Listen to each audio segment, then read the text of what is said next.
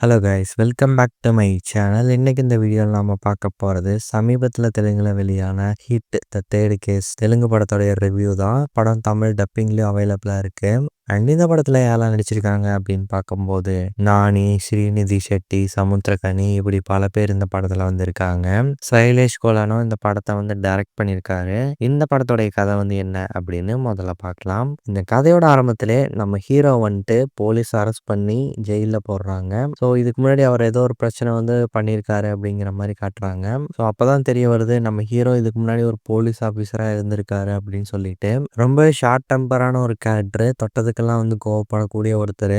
So அந்த டைமில் இவர் டீல் பண்ண அந்த கேஸ் பார்த்தீங்கன்னா, யாரோ சில மர்ம நபர் சைக்கோ தலமாக கொலை பண்ணி அதை வீடியோ எடுத்து இந்த சில கொலைகளை பண்ணுறது வேற யாரும் இல்லை, நம்ம ஹீரோ தான். நம்ம ஹீரோ ஏன் இப்படி சில விஷயங்கள் பண்ணணும், இவர் பண்ணக்கூடிய இந்த கொலைகளுக்கு பின்னாடி இருக்கக்கூடிய காரணம் என்னென்ன, நம்ம ஹீரோக்கு ஏன் தொட்டதுக்கெல்லாம் கோவம் வருது, ஸோ அதுக்கு பின்னாடி இருக்கக்கூடிய ரீசன் என்ன, அண்ட் இந்த கொலை கேஸை டீல் பண்ணக்கூடியவரே நம்ம ஹீரோ தான். ஸோ அவர் ஏன் கொலையும் பண்ணணும், இந்த கேஸை இவர் ஏன் எடுத்து டீலும் பண்ணணும், இதுக்கு பின்னாடி இருக்கக்கூடிய காரணங்கள் என்னென்ன, இதெல்லாமே தான் இந்த ஹிட் தேர்ட் கேஸ் படத்தோடைய மீதி கதை அப்படின்னு சொல்லலாம். படத்தில் நடிச்சவங்களுடைய பர்ஃபார்மன்ஸ் எல்லாம் எப்படி இருக்கு அப்படின்னு பார்க்கும்போது, ஆக்டர் நானி அர்ஜுன் சர்க்கார் அப்படிங்கிற அந்த கேரக்டராகவே வாழ்ந்திருக்காரு அப்படின்னு தான் சொல்லி ஆகணும். ஏன்னா எந்த ஒரு இடத்துலையும் பார்த்தீங்கன்னா நானி தான் இந்த ஒரு கேரக்டர் பண்ணுறாரு அப்படிங்கிற மாதிரியான ஒரு தாட்டே நமக்கு வராது.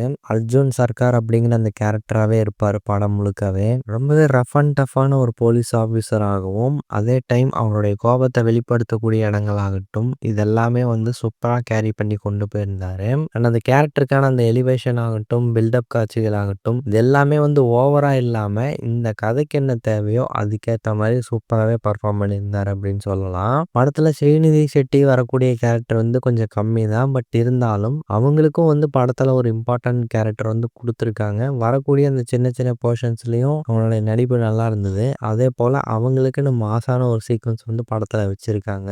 ரொம்பவே இன்வெஸ்டிகேஷன், ஆக்ஷன் இந்த மாதிரி போகக்கூடிய இந்த கதையில் பார்த்தீங்கன்னா அங்கங்கே ஒரு சில சின்ன சின்ன சென்டிமெண்டல் சீக்வன்ஸ், லவ் சீக்வன்ஸ் இதெல்லாமே ரசிக்க வச்சுது. மிக முக்கியமாக நானிக்கும் ஸ்ரீநிதி ஷெட்டிக்குமான அந்த லவ் போர்ஷன்ஸ் ஆகட்டும், அதுக்கப்புறம் சமுத்திரகனி சாருக்கும் அவருடைய பையன் நானி அவங்க 2 பேர்த்துக்குமான அந்த கான்வர்சேஷன் சீக்வன்ஸ் எல்லாமே நல்லா இருந்தது. படத்தில் வரக்கூடிய ஒரு ஆக்ஷன் காட்சிகளுமே படமாக்கப்பட்ட விதம் நல்லா இருந்தது. மிக முக்கியமாக கடைசி ஒரு 20 நிமிஷத்தில் வரக்கூடிய ஒரு ஆக்ஷன் சீக்வன்ஸ் ரத்தம் தெறிக்க தெறிக்க எடுத்திருப்பாங்க அப்படின்னு சொல்லலாம். ஒரு ரத்த குழியிலே படத்துக்குள்ள நடக்கும். ஒரு 100-150 பேர்த்துக்கிட்ட நம்ம ஹீரோ கொலை செய்கிற மாதிரியான காட்சிகள் அதெல்லாமே பார்த்தீங்கன்னா ஃபுல் அண்ட் ஃபுல் பிளட்டு தான். பார்க்குற ஆடியன்ஸ் நமக்கு தெரியும், ஒத்தால் எப்படிடா இத்தனை பேர்த்த ஹேண்டில் பண்ணுறான் அப்படிங்கிற மாதிரி ஒரு சைடு நமக்கு தோணினாலும், அந்த காட்சி அவங்க எடுத்த விதமாகட்டும், அதுக்கான பேக்ரவுண்ட் ஸ்கோர் ஆகட்டும், ஓகேப்பா இவன் பண்ணிடுவான் அப்படிங்கிற ஒரு தாட்டை நமக்குள்ளே கொண்டு வந்துடுறாங்க. ஸோ அதனாலே அந்த சில ஆக்ஷன் காட்சிகள் ரசிக்கும் விதத்தில் எடுத்திருந்தாங்க. டெக்னிக்கல் ஆஸ்பெக்டில் சினிமோட்டோகிராஃபி செம்ம கிளாஸாக பண்ணியிருந்தாங்க. அதே போல் பேக்ரவுண்ட் ஸ்கோர் தான் இந்த படத்துக்கு ஒரு மிகப்பெரிய ஒரு பேக் போன் அப்படின்னு சொல்லலாம். ஹீரோவுக்கான அந்த எலிவேஷன் ஆகட்டும், அப்புறம் அந்த இன்வெஸ்டிகேட் பண்ணக்கூடிய இடங்கள் ஆகட்டும், ரொம்ப சஸ்பென்ஸாக போகக்கூடிய ஒரு சில விஷயங்கள் ஆகட்டும், எல்லாமே பேக்ரவுண்ட் ஸ்கோர் மூலயமா அடுத்த லெவலுக்கு கொண்டு போயிருந்தாங்க. இந்த படத்தில் இருக்கக்கூடிய பிரச்சனை என்ன அப்படின்னு சொல்லி பார்க்கும்போது, படம் நின்று நிதானமாக பொறுமையாக தான் கதை கொஞ்சம் கொஞ்சமாக சொல்லுவாங்க. ஸோ அது வரைக்கும் நமக்கு கொஞ்சம் பொறுமை தேவைப்படும். தேவையற்ற காட்சிகள் படத்தில் அந்த அளவுக்கு இல்லை அப்படின்னாலும் இன்னும் கொஞ்சம் ட்ரிம் பண்ணியிருந்துருக்கலாமோ அப்படின்னு எனக்கு பர்சனலாக ஃபீல் ஆச்சு. ஏன்னா அந்த கிளைமேக்ஸ் போர்ஷன்லாம் அநியாயத்துக்கு ரொம்பவே லென்த்தாக எடுத்திருந்தாங்க.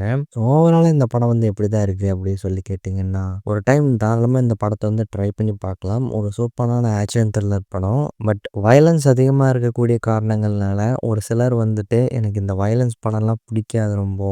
ஸோ அந்த மாதிரி இருக்கிறவங்களுக்கு இந்த படத்தை அவாய்ட் பண்ணிக்கிறது பெட்டர் அப்படின்னு நான் சொல்லுவேன். ஸோ ஃப்ரீ டைம் கிடைச்சா உங்களுக்கு இன்ட்ரெஸ்ட் இருந்தால் இந்த படத்தை ட்ரை பண்ணி பாருங்கள். இந்த ஒரு ரிவ்யூ உங்களுக்கு பிடிச்சிருந்தா லைக் பண்ணுங்கள், ஷேர் பண்ணுங்கள், கமெண்ட் பண்ணுங்கள். இந்த சேனலுக்கு சப்ஸ்கிரைப் பண்ணுங்கள். தேங்க்யூ.